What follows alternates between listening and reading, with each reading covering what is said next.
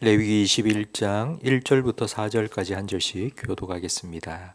여호와께서 모세에게 이르시되 아론의 자손 제사장들에게 말하여 이르라.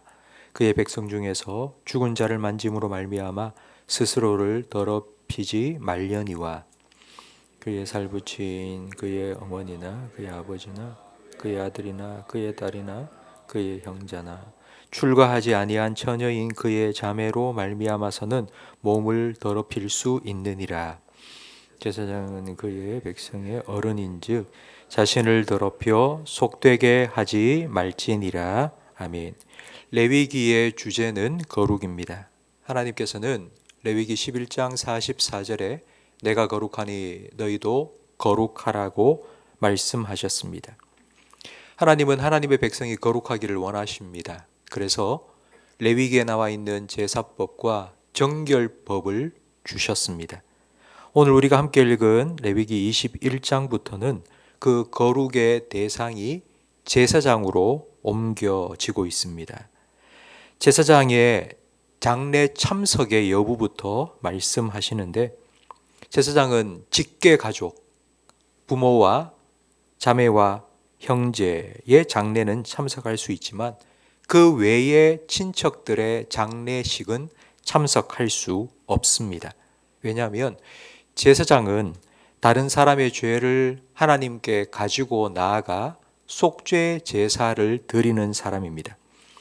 하나님께 나아갈 수 없는 죄인을 대신해서 하나님께 나아가기 위해서는 제사장 자신이 거룩해야 합니다. 거룩과 장례식이 무슨 상관이 있는가 싶을 텐데요. 죄는 그 결과가 죽음입니다. 그러니까 죽음은 죄의 결과이기 때문에 그 죽음에조차도 가까이 하지 말라고 하나님께서는 명령하신 것입니다.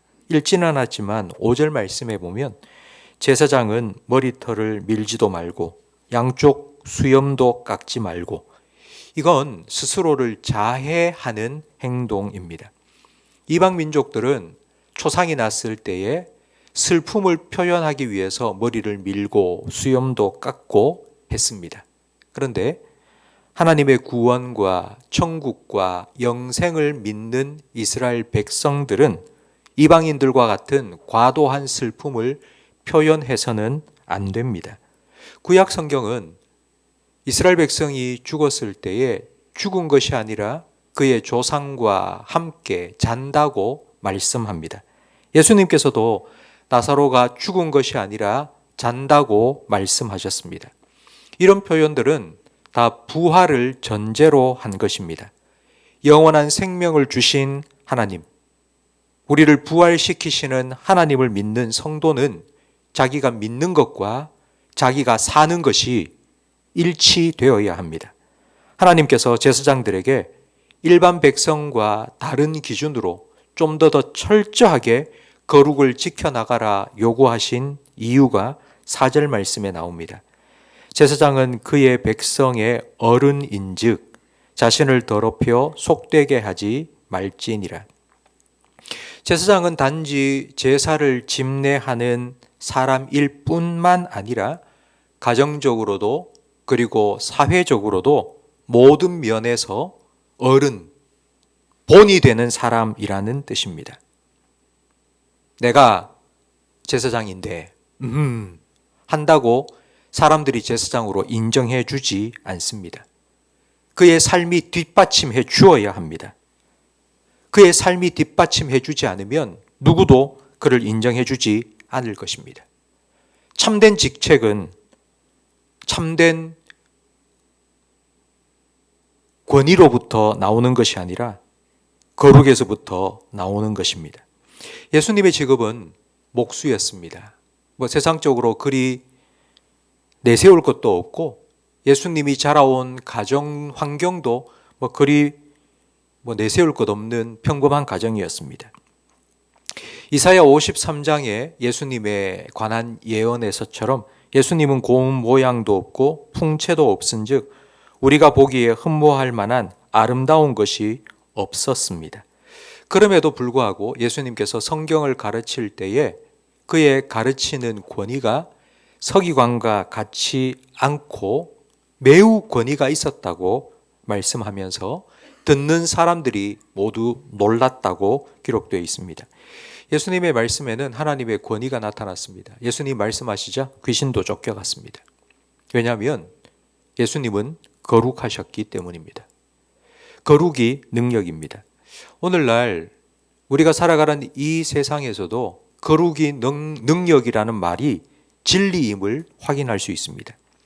정권이 바뀌고 인사청문회를 하는 것을 보면 아무리 학력, 실력, 경력, 능력이 많은 사람이라 할지라도 그 사람이 낙마하게 되는 이유는 능력이 부족해서가 아닙니다. 도덕성의 문제, 바로 거룩함의 문제 앞에서 다 나가 떨어집니다. 오늘날 많은 성도들은 이런 생각을 합니다. 하나님의 일을 잘 감당하기 위해서는 힘이 필요하고 돈이 필요하다고 생각합니다. 성도 여러분, 하나님께서는 천지 만물을 창조하신 분입니다. 하나님은 모든 것을 가지신 분이고 모든 것을 이룰 수 있는 분입니다. 하나님께서 하시면 하나님이 하십니다. 하나님께서 우리에게 요구하시는 건 실력과 능력이 아닙니다. 거룩과 정결입니다. 우리가 거룩하면 거룩하신 하나님께서 우리와 함께 하십니다. 하나님이 우리와 함께 하시면 하나님의 일하심을 우리를 통해 드러내 주십니다. 그래서 하나님께서는 레위기를 통해 우리에게 말씀하십니다.